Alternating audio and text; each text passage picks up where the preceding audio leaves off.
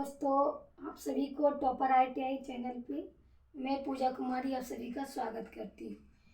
आज की इस नए वीडियो के साथ हम ट्रेड परिचय में व्यावसायिक सुरक्षा। वीडियो शुरू होने से पहले आप हमारे चैनल को लाइक सब्सक्राइब जरूर करें। चलते बढ़ते हम आगे। इलेक्ट्रॉनिक मैकेनिक ट्रेड और इसकी महत्ता। इलेक्ट्रॉनिक मैकेनिक ट्रेड की महत्ता के बारे में हम देखेंगे। आज के आधुनिक युग में उन्नति एवं प्रसार के परिणाम स्वरूप इलेक्ट्रॉनिक उपकरणों का उपयोग औद्योगिक संस्थानों के अतिरिक्त अन्य क्षेत्रों में भी दिन प्रतिदिन क्या बढ़ रहा है। अभी हम देखेंगे कि आप कहीं भी देख लीजिए उद्योग के क्षेत्र में कि आपका दिन प्रतिदिन क्या डिजिटल हर जगह होते जा रहा है। आप बैंक में जाइए, हर जगह आप देख सकते हैं उद्योग, इसका हर जगह आपका इम्पोर्टेंस दिखाई देगा। उद्योग में पार्ट पुर्जा उसके हर चीज़ों को हम इलेक्ट्रॉनिक मैकेनिक, उससे क्या होता है कि हर चीज़ों को इलेक्ट्रॉनिक किया जा रहा है, हर चीज़ों को डिजिटल हम लोग कर रहे हैं अभी के युग में। पहला हमारा है मनोरंजन एवं प्रसार, मनोरंजन एवं संचार के क्षेत्र में। मनोरंजन आप लोग भी करते होंगे। अगर हमें आज हमारा मोबाइल है, मोबाइल क्या है? इलेक्ट्रॉनिक ही तो है।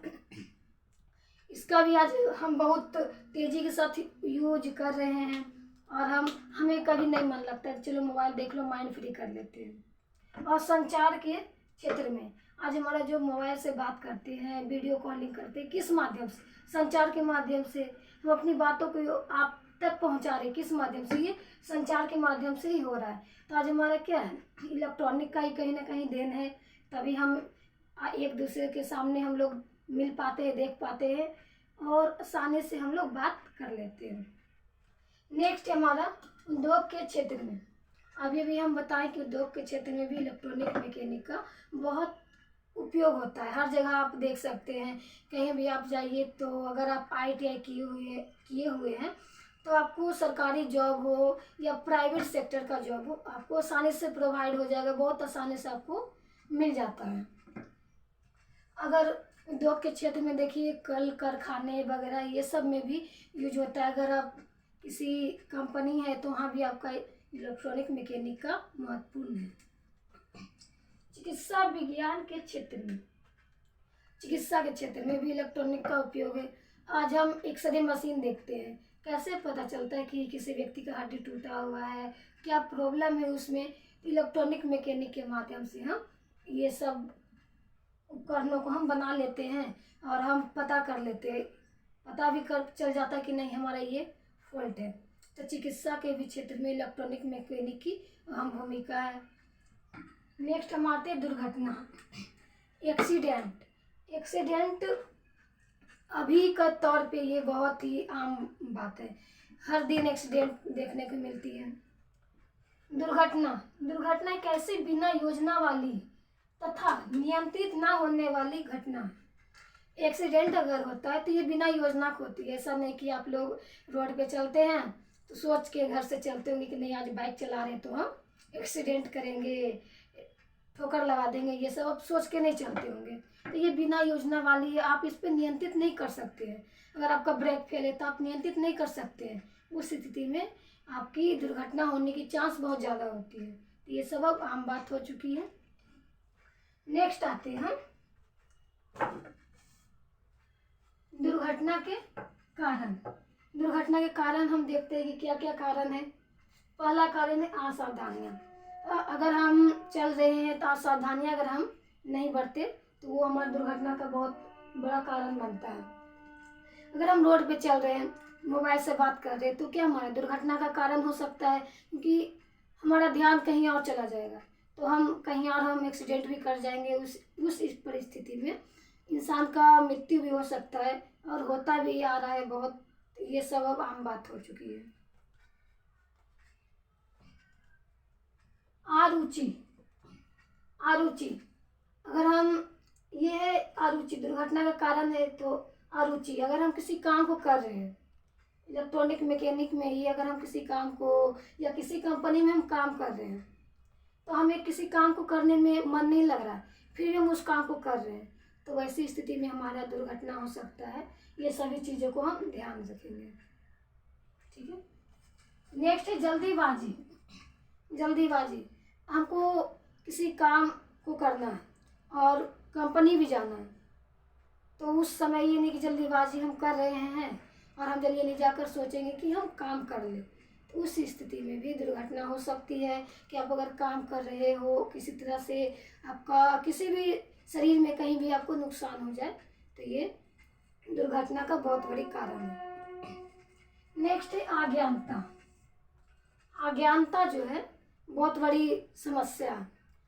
अगर हम इलेक्ट्रॉनिक मैकेनिक की बात करें तो इसमें बिजली वगैरह भी आता है, कंपनी या आप स्कूल में भी या जहाँ ट्रेनिंग करते हैं तो आपको भी वहाँ सिखाया जाता है। अज्ञानता, अगर आपको किसी चीज़ का नॉलेज नहीं है, आप उसको ज़बरदस्ती करने में लगे हुए हैं। अक्सर देखने को मिलता है, अगर आपको लाइन का जानकारी नहीं है, सामने दो लड़की है और आपको कोई बोल दिया कि भाई आप इस लाइन को सही कर दीजिए, तो आप क्या करते हैं, वहाँ दिखाने के लिए आप क्या करते हैं, खुद को नहीं चलिए हम कर देंगे। उस लड़की का इम्प्रेशन लेने के लिए आप क्या करते हैं कि नहीं हम इस काम को कर देंगे, और उस जल्दीबाजी में उस अज्ञानता में आप क्या करते हैं, अपनी ही जान को खो बैठते। तो ये अज्ञानता का बहुत बड़ा कारण है। नेक्स्ट है उत्सुकता। उत्सुकता, कभी कभी क्या होता है, अगर हमको आता ही ये काम, तो अगर कोई आदमी बोला कि चलो इस काम को कर दो, तो नहीं जल करो हम ही कर देंगे, तो ये उत्सुकता भी आपका कहीं ना कहीं हावी हो जाता है, आपको दुर्घटना की ओर ढकेल देती है ये भी। तो हमें उत्सुकता नहीं दिखानी चाहिए, और किसी भी काम को हम ठीक है हमको आता है तो हम उस काम को बहुत ही आसानी से और बहुत ही धैर्य के साथ करेंगे कि ताकि हम दुर्घटना का शिकार नहीं हो। तो ये उत्सुकता भी हमारा बहुत बड़ा जिम्मेवार है। नेक्स्ट है हमारा असुरक्षित पहनावा। असुरक्षित पहनावा, अगर आप जिस कॉलेज से ट्रेनिंग किए होंगे या कर रहे हैं तो आपको असुरक्षित पहनावा भी आपको दिक्कत करती है। कहा जाता है कि अगर आप वर्क कर रहे हैं तो जूता पहनिए, एक कैप आता है हेड पे लगाने के लिए, वो कैप पहनिए, तो ये सब होना चाहिए। कभी कभी क्या करते हैं, गले में टाई बांध लिए, जैसे तैसे पहन लिए, तो कभी कभी क्या होता है कि अगर आप कहीं काम कर रहे हैं, आप किसी मशीन में आपका टाई चला गया, तो आप क्या दुर्घटना का शिकार हो सकते हैं। तो ये आपका बहुत बड़ी समस्या है। तो आप अपने पहनावा पे भी ध्यान दीजिए कि हम किस तरह से हम अपने पहनावा को रख रहे हैं, ताकि हम अच्छा पहनावा रहें, ताकि हम दुर्घटना का शिकार नहीं हो।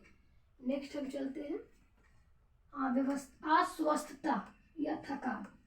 अस्वस्थ मतलब कभी कभी हम लोग बीमार भी पड़ जाते हैं, ऐसा नहीं कि हर दिन अच्छा ही रहते हैं।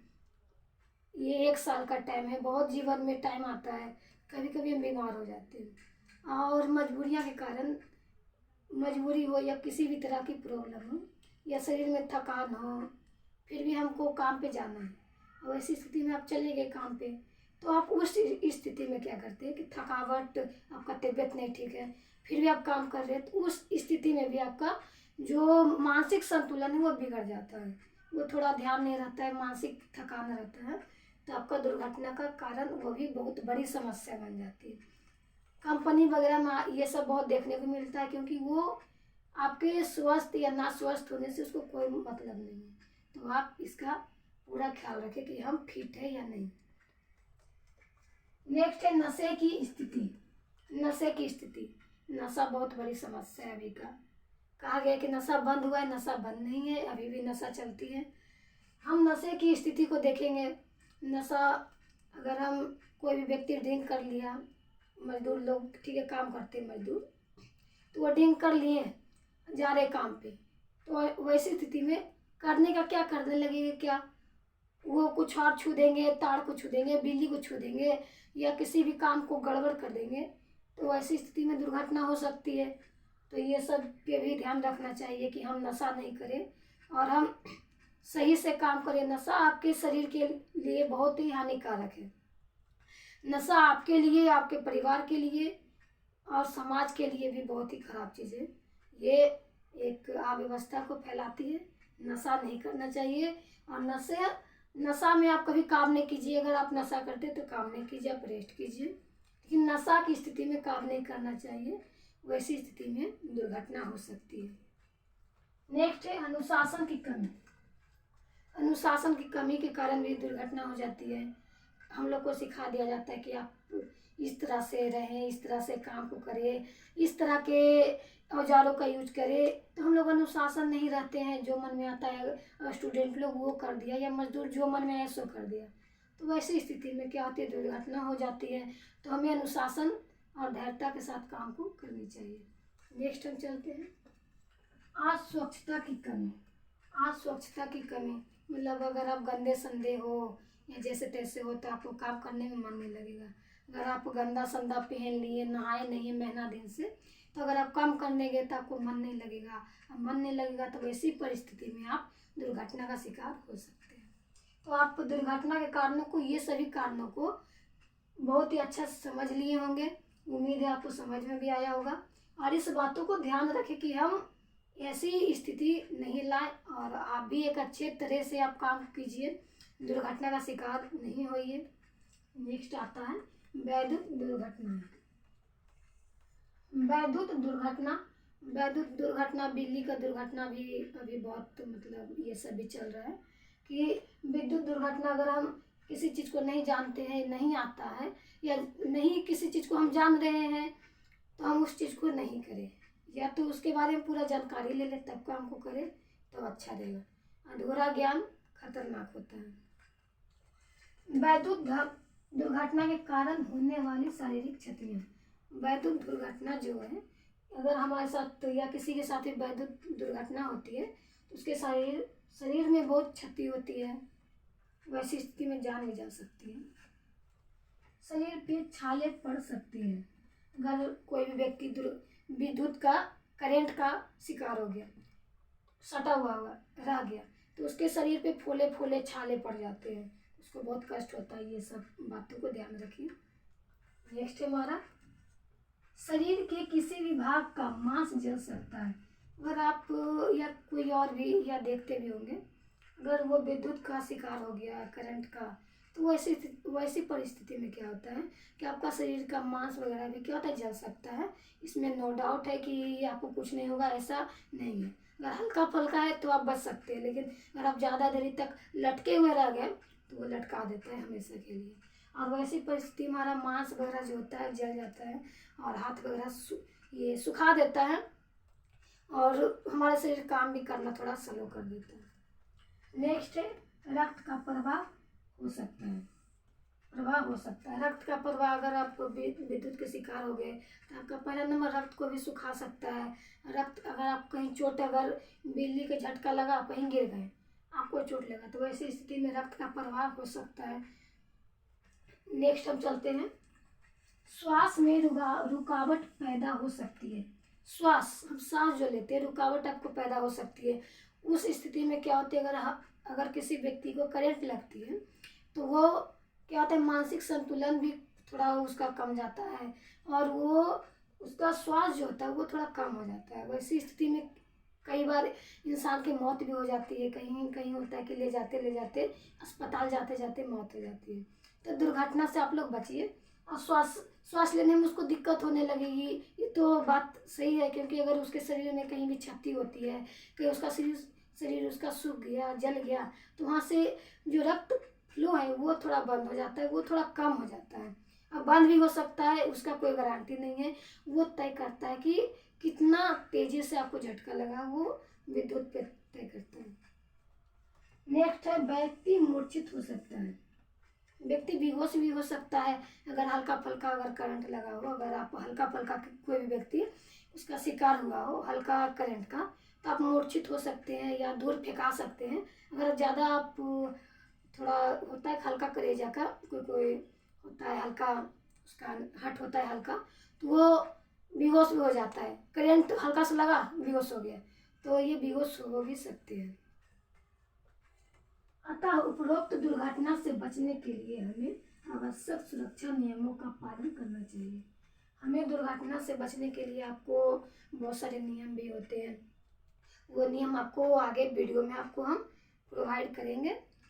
और ये क्या है कि आपको दुर्घटना से बचने के लिए आपको खुद भी सेफ्टी रखना चाहिए। अगर आपको किसी काम को नहीं आता है, नहीं कीजिए। आपको किसी काम में रुचि नहीं है, वो काम को नहीं कीजिए। ऐसा नहीं कि उस काम में रुचि नहीं है, किसी के दबाव पे आप उस काम को कर दीजिए तो आपको दिक्कत हो सकती है। तो आज हम यहीं तक रहता है। और आपका जो ये जो वीडियो हम दिए, इसमें से शॉर्ट आपको दिया हुआ है, पॉइंट आपको केवल बता दिया गया है। तो इस पॉइंट का विस्तार भी आपको ज़रूरी है। तो इस पॉइंट का विस्तार आपको टेलीग्राम पे एक चैनल है LLB मैथ वाला, आप लोग वहाँ जाकर जुड़ जाइए। और एक डिस्क्रिप्शन बॉक्स है, वहाँ पे आप लिंक क्लिक कीजिए, आपको PDF मिल जाएगा। आप उस PDF को नोट अपना कर सकते हैं। उस PDF को आप अपना सुरक्षित रख सकते हैं आप, और अपना कॉपी पे नोट कर सकते हैं। और आज आप चाहे तो इसका स्क्रीनशॉट ले सकते हैं। चलिए, आज के लिए हम लोग यहीं तक रहते हैं, और हम नेक्स्ट वीडियो में मिलेंगे। ये आपका दो टॉपिक समाप्त हो चुका है फर्स्ट लेसन का, और हम आपसे मिलते हैं नेक्स्ट वीडियो में। जब तक के लिए जय हिंद।